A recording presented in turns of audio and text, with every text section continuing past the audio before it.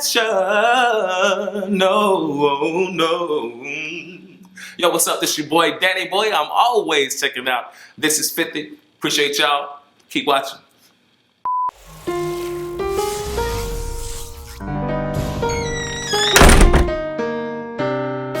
What were you doing musically between when the demise of Death Row and now?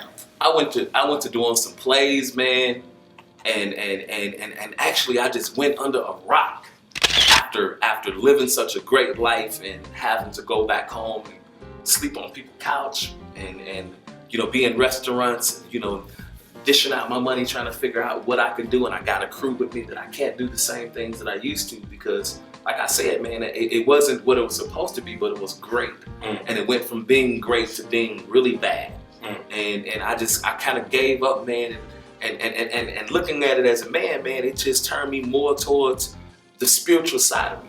It took me to where I needed to be because, man, I've always seen myself to be wealthy. I've always seen myself having money, but I had to make sure, and I think God just had to make sure that I'm gonna be a good steward, man, when I get it, that I'm not just burning bridges or, you know, relationships and just building me and making sure that I put the right people around me, man. And I just feel like now I'm prepared. I was a kid going through all of that, and now I'm a grown man, it's all about the music. I just want to sing, man, and I'm hoping that touch people enough that, as the Bible say, man, my gift will make room for me, and I praise God for my gift. You know, this is the right time to drop that single, man. You got it on deck? It is on deck. It's called Thunderstorm. It is on iTunes, on Amazon, Google Plays. I am independent since the demise of Death Row. I'm the person that's been walking around. I've been walking around with the black ball. I feel like I'm the only artist that left that label that's been walking with the black ball.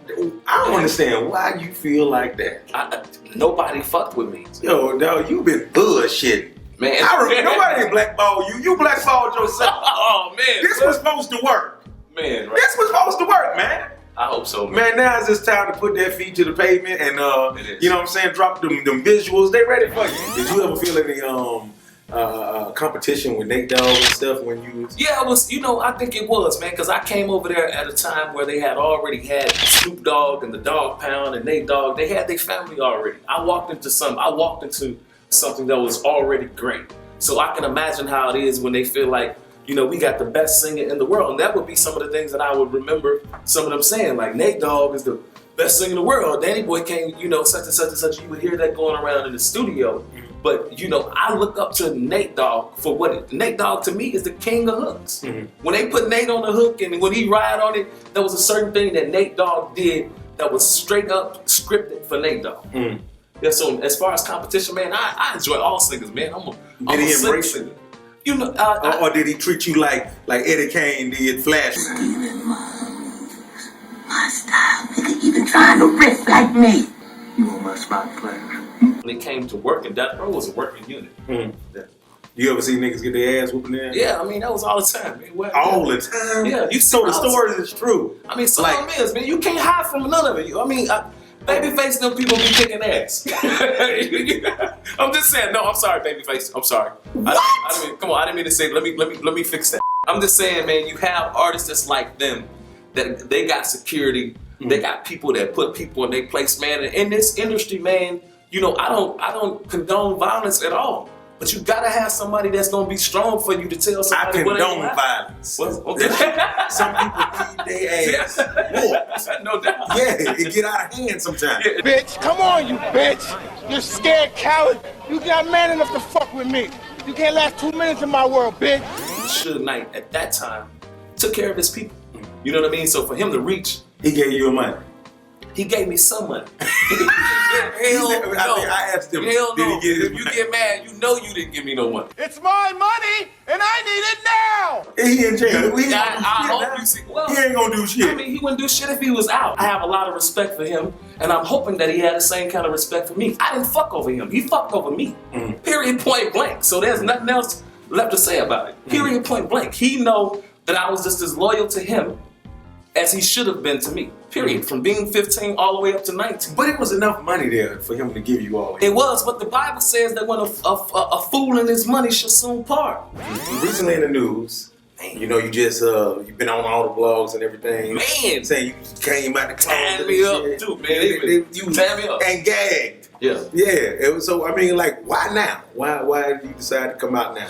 I don't even know if we should say the why now. I'm very vocal on my Instagram and on my Facebook. I'm very vocal with how I feel. It's not about why now. It's something that I've You said. look really heterosexual on your Instagram and Facebook. I kept getting in trouble for some pictures I was trying to put up. I wasn't trying to send out the wrong message on some pictures. My people would call me and be like, hey, look, take that last picture you just put up. Take it down. I just wasn't thinking that people were still paying attention to me.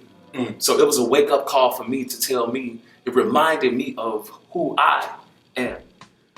It made me just like, I don't regret what I posted, but now I'm watching more of what I post because I know that some people are watching, and everybody that's watching ain't saying, I don't get a bunch of threats. I get some threats, but I also get some people to be like, hey man, such a courageous thing that you're doing, man. I can't believe you're doing this, man. Hey, nigga, you surprised me, but I still cut a song with you. So those are some of the things I'm getting from it as well. It's my life. It's nothing that I'm trying to like offend anybody, man. You can't believe the death threats that I got. I'm getting death threats in my inboxes over who I like. Oh, bro. Threats. It don't even threatening your life. Dude, it don't even go together. But why? What are they saying? I mean, nigga, I'm gonna kill you. Pac wouldn't have.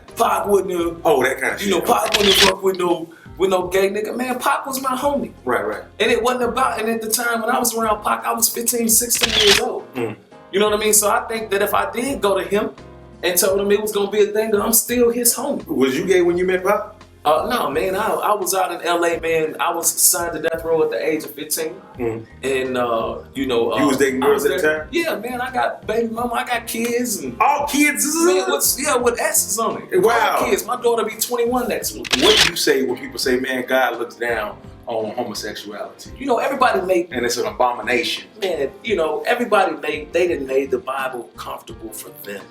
We've tailored it for ourselves. If I don't do it, I can point at you on the things that you do and blame you and say what's going to send you to hell. It also says in those same scriptures that we shouldn't shrink. It also says that a man shouldn't enter the house of his wife if she's on her period. He shouldn't enter the threshold. He's not supposed to even come in the house if she's on her cycle. Man. But us as people, we don't look at those things. We take what we want to take. You're not supposed to make certain linens with certain linens and certain cottons with certain cottons. It's a sin.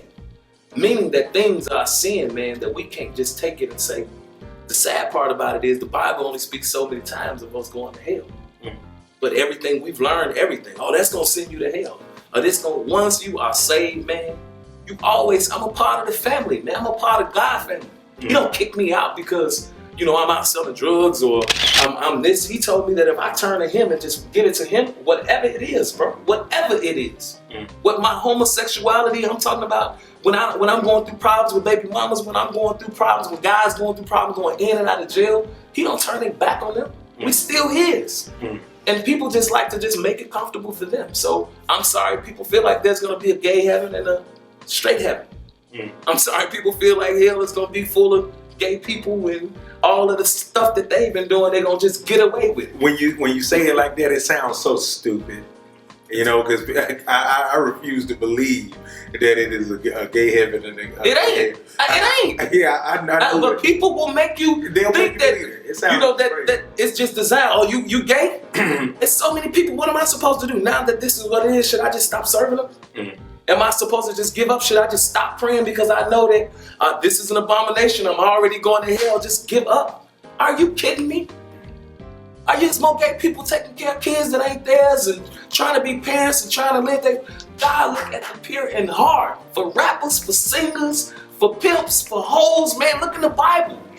Look who he ran with. Right. He didn't run with all of these niggas walking around in their priest suits and he ran with guys that people thought he'd kill us, man, that he thought he wasn't supposed to run with. And I believe somebody that was in that line was somebody like me. Somebody that was in that line was somebody like me. I may have stopped off and did something wrong, but I knew to keep my eye on him, man, and keep following him. That's what's important. Right. Period, point blank. And if I go to hell, if you think I'm going to hell for what I'm doing, we just have to wait and see. And if you there when I get there, you know you done did something wrong too. Hey, man, I want you to throw it in their face. Hey, what are you doing here? I'm here, motherfucker, and I didn't sneak in. Was Suge gay? Nah, not that I know of. Because this is one of some things that were like. Oh yeah, it was in a book. It was one book saying that I was his lover, and he was saying all of that. Yeah, I was about to ask you, was that you? Yeah, nobody understood why I was up under this man. Mm. I was 15, 16 years old. Mm. Under one of the most richest black men at that time. Mm. So shit. So, inquiring minds I mean, inquiring minds was that your boyfriend? Come on, 15, 16? He might like young dudes. Not this one. Okay. And you know, I probably would have by now to use it. Use it at It's the perfect time. But it's the perfect time. It's like a father to me. Word. Period. I've never. Yeah, he ain't never tried. I never got that kind of action for him. Okay. I've been.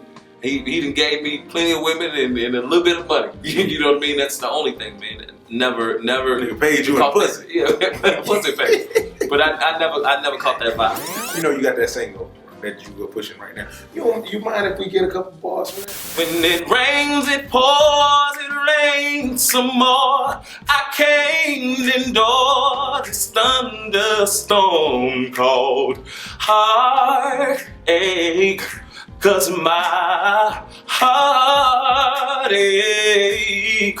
When it rains, it pours, it rains some more. I can't endure this thunderstorm called heartbreak. 'Cause my heart ache. And yo, Danny boy, this has been an amazing interview, man. One of many that we gonna do. Yes, sir. And then you did say you was gonna let me get a hook on on my project that I'm working on. Let's get it. All right, cool, man. So y'all heard that? Yep. Danny boy said that shit. And I appreciate y'all listening to this interview. Again, y'all can find me on my Instagram. I'm very vocal. Legendary Danny Boy.